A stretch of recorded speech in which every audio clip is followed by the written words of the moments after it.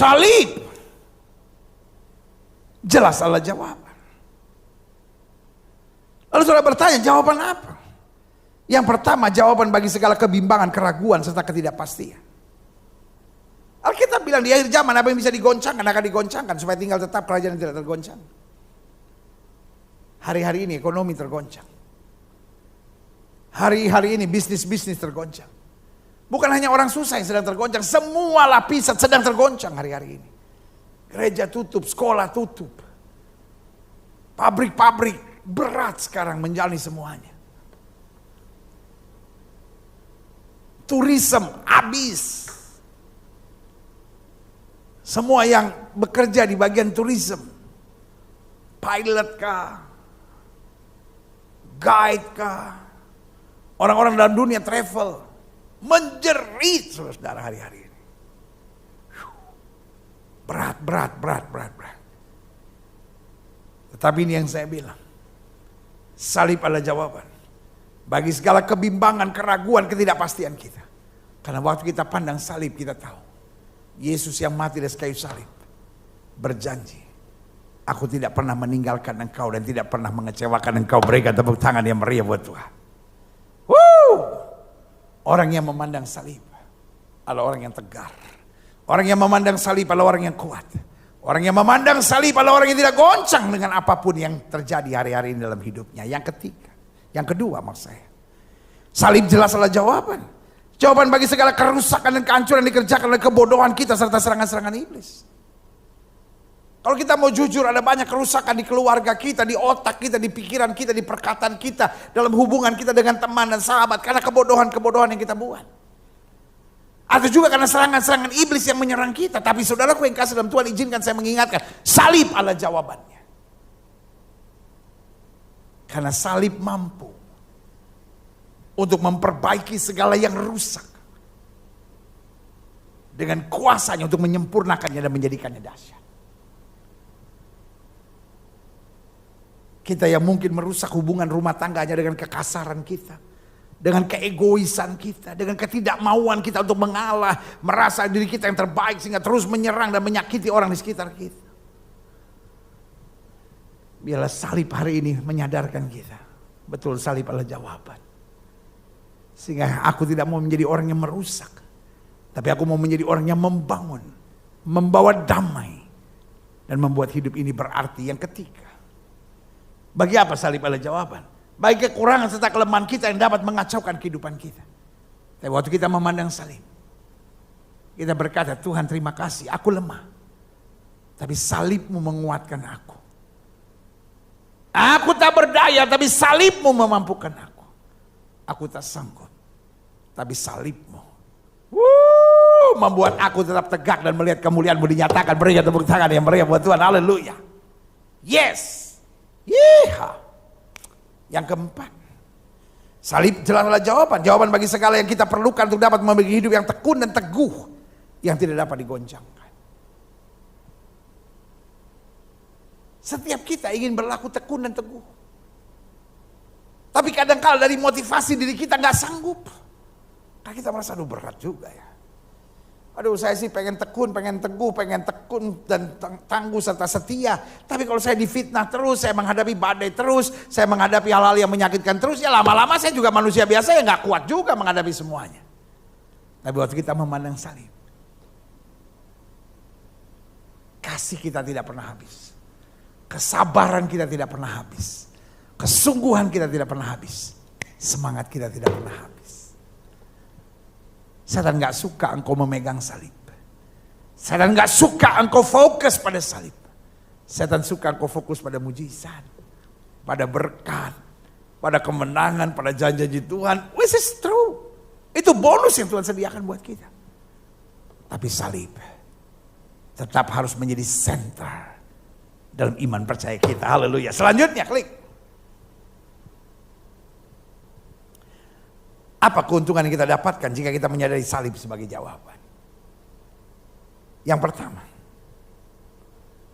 kita tidak akan percaya pada pengajaran yang aneh-aneh. Ada banyak pengajaran-pengajaran yang hanya sibuk dengan kepintaran berbicara. Dan kepintaran berbicara hanya mendatangkan kekaguman sesaat. Tetapi orang yang memandang salib adalah orang yang mengalami kuasa salib. Pengajaran yang bagus itu perlu. Tetapi ingat, pengajaran yang bagus tanpa pengalaman ujung-ujungnya hanya menjadikan kita farisi-farisi modern. Kekristenan dimulai bukan dari pengajaran, kekristenan dimulai dari pengalaman. Setelah mengalami baru Alkitab bilang ajarkan mereka. Tanpa pengalaman perjumpaan dengan Kristus, pengajaran hanya menjadikan kita farisi-farisi yang tidak jelas di zaman modern ini. Doa saya, mari kita back to the cross. Mari kita kembali kepada salib. Kita gak akan lagi dengan pengajaran-pengajaran aneh-aneh, nubuatan inilah, nubuatan itulah. Saudaraku yang kasih dalam Tuhan, sekali lagi, jangan salah mengerti saya. Saya sangat percaya nubuat. Tapi saya capek dengan lu buat-buat. Apa bedanya nubuat sama nubuat? Nubuat berasal dari Tuhan. Nubuat berasal dari kepinginnya saya. Nubuat akan terbukti kebenarannya. Lu buat-buat tidak akan pernah terbukti, bahkan justru mempermalukan. Nubuat dasarnya membangun kesatuan tubuh Kristus dan kemuliaan Tuhan. Tapi nubuat dasarnya mencari panggung pembenaran buat diri sendiri. Supaya kelihatan dapat penyebutan baru, ini nabi akhir zaman. Saudaraku, kenapa kita berlomba-lomba untuk mencari status? Yang satu mau dikenal sebagai pengajar yang terhebat, yang ajarannya paling lurus, paling dewasa, paling murni, paling menyuarakan kebenaran. Yang satu mau disebut sebagai nabi-nabi penting di akhir zaman. Kenapa kita nggak bangga untuk ada pada satu kalimat? Servant of God. Kita bukan nabi, bos. Kita bukan pengajar hebat, bos. Kita bukan penerobos ajaran yang terindah, terhebat, terbenar dalam hidup ini. Santai aja, bos. Kita hanya hamba biasa. Biarlah kita bangga. Saya hamba yang hanya pikul salib. Hanya taat pada apa yang Tuhan perintahkan. Maka harinya akan tiba. Kita berjumpa dia dan Yesus berkata, mari masuk hambaku yang baik dan setia. Kau mau dipanggil apa? Mari masuk hai nabi akhir zaman yang terkenal. Hai pengajar terhebat yang pengajarannya paling luar biasa. Ya kan? Apa? Atau kita masih hanya mau dipanggil sebagai hamba yang baik dan setia. Yang kedua, apa keuntungan yang kita dapatkan jika kita menyalib salib sebagai jawaban? Yang pertama, kita tidak akan percaya pada pengajaran dan pelajaran yang aneh-aneh. Yang kedua, kita tidak akan memiliki harapan-harapan yang palsu. Ada banyak orang kecewa karena dia punya harapan-harapan yang palsu. Yang dia pikir iman sebetulnya hanya hayalan-hayalan dan ambisi pribadi yang penuh dengan kerakusan. Bertobat. Iman bukan berarti menjadi orang yang ambisius dan rakus. Tapi beriman berarti bersyukur dalam segala perkara dan percaya Tuhan selalu menyediakan yang terbaik buat kita. Berikan tepuk tangan yang meriah buat Tuhan. Haleluya. Orang-orang yang pegang salib, kalaupun dia harus tinggal di rumah kontrakan, dia tetap tersenyum. Orang-orang yang memegang salib, kalaupun dia harus naik kendaraan umum, dia tersenyum. Orang-orang yang memegang salib, kalaupun dia harus dihianati, disakiti, ditusuk dari belakang, dia tetap tersenyum karena dia percaya kalaupun manusia mereka-reka yang jahat, di salib Tuhan ubahkan segala sesuatunya menjadi dahsyat dan luar biasa. Haleluya. I'm proud to talk about the cross of Christ. Saya bangga banget hari ini. Di KKR ibadah minggu lawatan Allah di rumah masing-masing, saya boleh berbagi tentang kuasa salib. Yang ketiga, keuntungan yang kita dapatkan jika kita menyalib salib sebagai jawaban, kita menjadi orang yang tangguh dalam menghadapi hal-hal yang sukar dan menyakitkan sekalipun. Karena kita pikir, Yesus saya di kayu salib setia. Masa saya mau mundur? Yang keempat, yang terakhir.